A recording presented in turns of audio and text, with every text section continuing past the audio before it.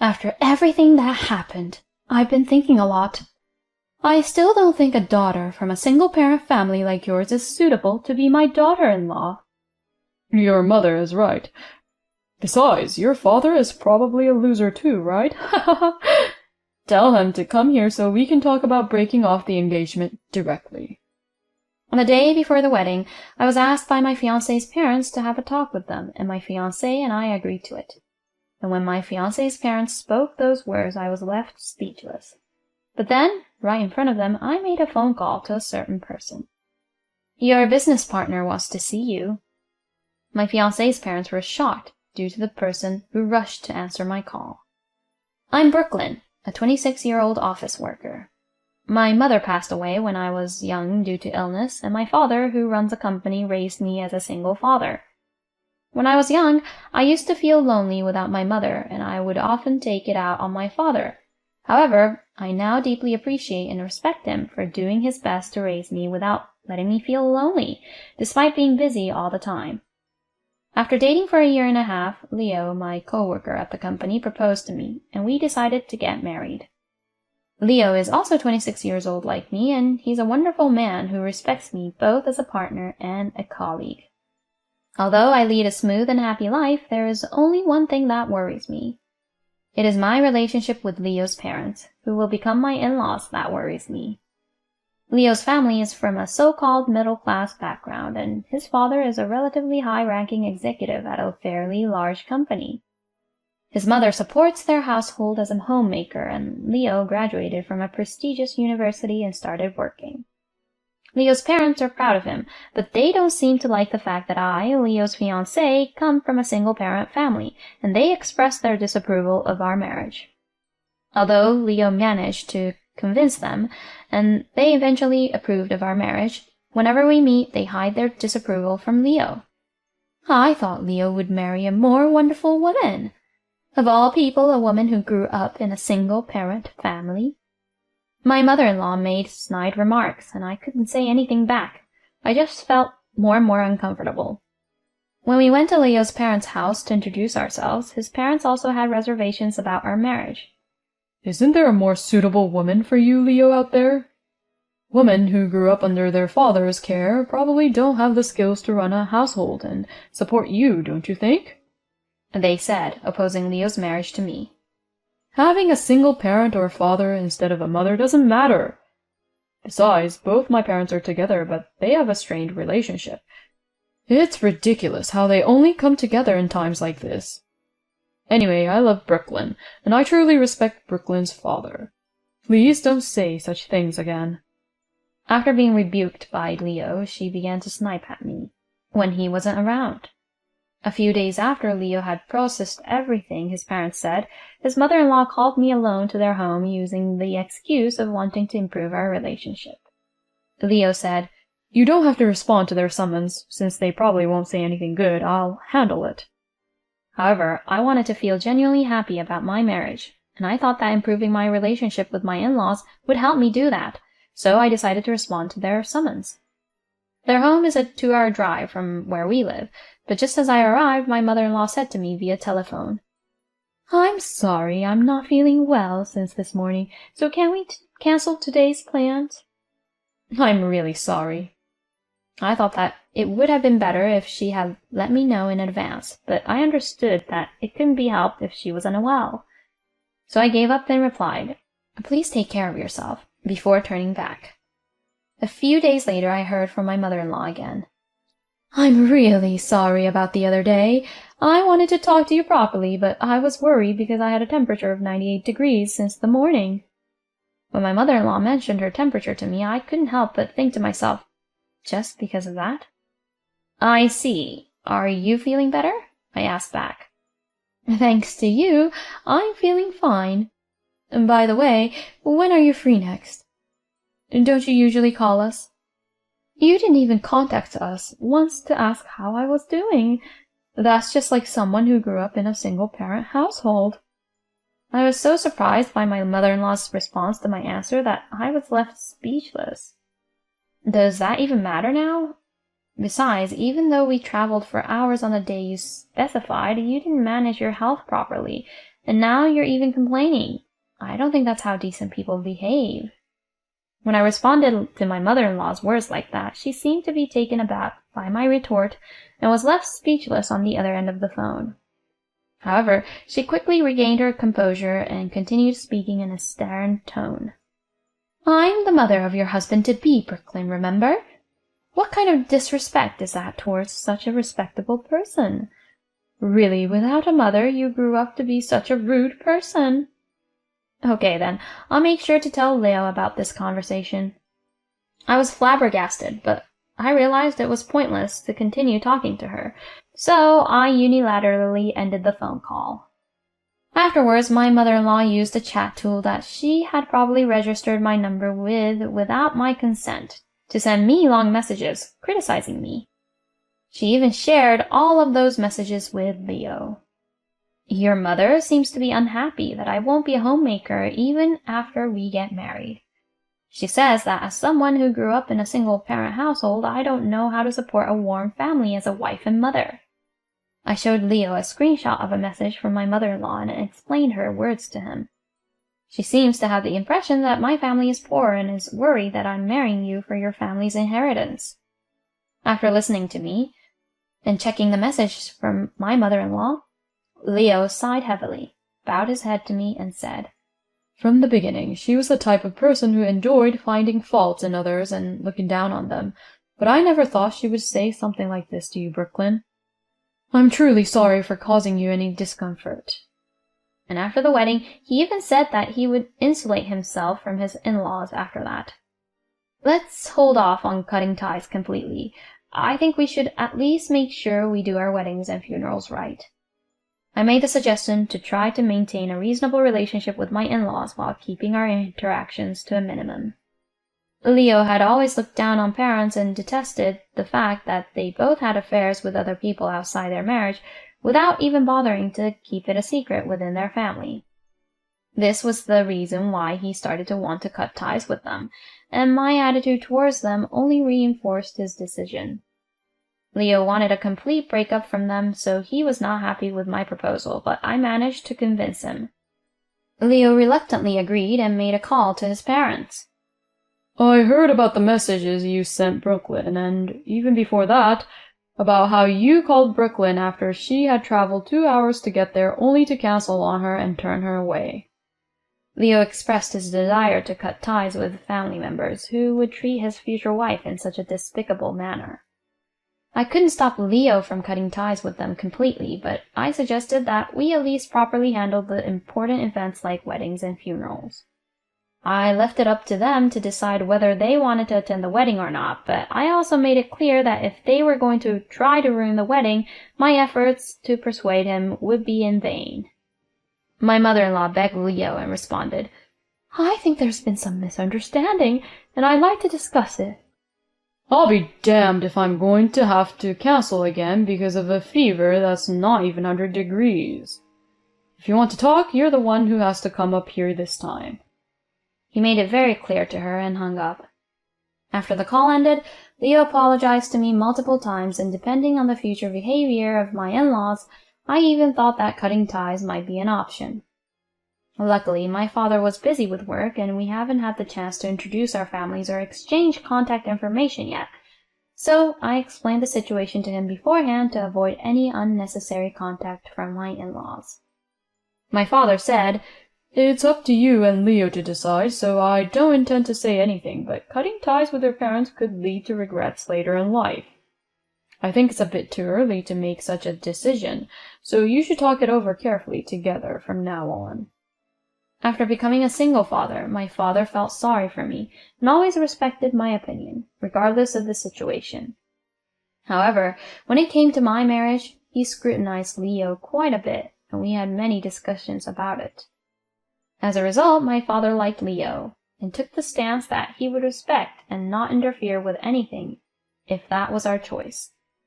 We were living a peaceful life until the wedding, with such a father watching over us. The in-laws also thought that it would reflect badly on their family if they were absent since they were the parents. So they had said they would attend the wedding, and we were busy preparing for the wedding every day. During the wedding preparations, we contacted my husband's parents a few times to discuss the details, but they stopped sending me sarcastic messages regarding the incident with Leo's phone call. So, without issue, the day of the wedding finally arrived. On that day, Leo and I were relaxing together when suddenly the intercom rang. When I went to the door, my in-laws were standing there, and they said they wanted to talk a little about the future now that the wedding was tomorrow. We couldn't turn them away since they had come all the way to our house, so we invited them in. Then the first thing my mother-in-law said was, "We can't approve of this marriage after all. We won't attend the wedding tomorrow either. We've already told the relatives," she said. What? "I've been thinking about it since then, but I still can't accept a daughter from a single-parent family as my daughter-in-law." Your mother's right. Your father is probably a loser anyway. Let's talk directly about breaking off the engagement. Call him here. Leo asked back in an angry tone of voice, and his in-laws replied with a confident attitude that seemed to mock him. Seeing the mocking attitude towards me, Leo held himself back from standing up in anger. "Weren't you a company executive? What if there was an employee in one of your business partner's companies who raised his daughter as a single father?" I asked. That's irrelevant because it's about work. But if the person who raised such a worthless woman like you is a company executive, honestly, we couldn't trust the company and wouldn't do business with them. My father-in-law stopped grinning and started to answer me. "Understood. Then I will call my father here for the purpose of breaking off the engagement. Please wait." I immediately contacted my father and explained the situation. "Your business partner wants to see you." I added a few words, and my father immediately rushed to our house. Nice to meet you. My daughter has been under your care. I apologize for not being able to come and introduce myself earlier. I heard that you don't want to have much to do with someone from a single-parent family. Upon arrival, my father's attitude was humble, but he was visibly angrier than I had ever seen him before. Are you Brooklyn's father? As I thought, a daughter has a father after all. Meeting your daughter's future husband's parents while dressed casually like that is just not common sense. My father rushed to the scene and was wearing jeans and a t-shirt, as it was his day off in preparation for the wedding. I apologize for my appearance. I explained the situation again to my father, who bowed his head. I also quickly played my father a recorded conversation I had just had with him about the company's business dealings. After hearing everything, I told my father the name of my father-in-law's company. "Leo's father holds a position as an executive in his company," I said. My father grinned, understanding the meaning of my words, said, "Oh, I see. I don't want to do business with a company where I, the father of a woman like Brooklyn, am on the board. Is that what you were trying to say?" Exactly. That's how much you and your family lack common sense, and that's how much we don't want to be associated with you. Understand. Let's end our business dealings then. Brooklyn, you're recording this conversation, right? I nodded, and my father-in-law looked stunned. What the hell is going on? Don't involve us in your parent-child farce at a place like this. Anyway, the engagement is off. Do you understand? Leo's father-in-law shouted. "We're not breaking off the engagement. I'm going to marry Brooklyn and cut ties with you." Leo's cold voice echoed through the living room. "Do whatever you want, but in return, you won't inherit our assets, and we won't provide any support from now on." My mother-in-law, with a face as red as my father-in-law's, declared loudly, and then they both left our house in an aggressive manner. The following day, Leo's parents were naturally absent from the wedding, but surprisingly, some of Leo's relatives attended and offered words of encouragement to Leo, saying it must have been tough. The wedding went smoothly except for the absence of Leo's parents. My father cried so much that I had never seen him cry before and gave us his blessings again. He laughed and cried as he said, "It was a good opportunity to cut off a bad relationship." A few days after the wedding, Leo's in-laws contacted us several times, but we were too busy as a couple to respond, so we ignored them. However, this time my father contacted us. He said, "We were able to cancel the deal successfully. They might contact you, but tell them that I won't respond to anything." "So, what happened in the end?" In response to my question, my father explained to me what had happened over the past few days. As it turns out, my father-in-law's company had a large business relationship with my father's company. The initial agreement was made by the former president of my father's company and the former president of Leo's father-in-law's company, and their positions were equal at the time of the agreement. However, when the former president retired, the management team of Leo's father-in-law's company changed significantly, and the quality of their products and service declined considerably. My father could have canceled the deal, but he left it as it was because of the former president's reputation. When Leo met with my father, I had heard about this situation from him. Both Leo and I agreed with my father that we didn't want our relationship to be used as a negotiating tool just because we had formed a connection. Therefore, we had not told Leo's parents about my father's job in detail. With a recording of Leo's father's statement, my father went to the other company and discussed the matter, and it led to the cancellation of the contract. My father's company had only maintained the deal out of his kindness, and the loss of the contract was a significant blow to Leo's father's company. Any contact from Leo's parents was probably a request for assistance regarding this matter. When I reported this to Leo, he laughed and said, "It's their own fault. They change their attitude depending on the other person's position, and don't hesitate to look down on others, so it's no surprise this happened." After that, Leo submitted a transfer request without discussing it with his parents and legally cut ties with his family. I thought it was a bit extreme, but Leo stated firmly, "I'm fed up with them, trying to ruin my wedding for their own self-satisfaction, and then expecting help when they're in a bad position." After that, there was no more talk about Leo's parents. Then, when we got married, we moved to a bigger place than our previous home, and we cut off all contacts with Leo's parents. We were busy after the wedding because we were scrambling to move. My in-laws, who didn't know we had moved, apparently stormed into our former home and kicked the front door and made a lot of noise asking us to open the front door, which was reported by the neighbors. I heard they were taken away by the police.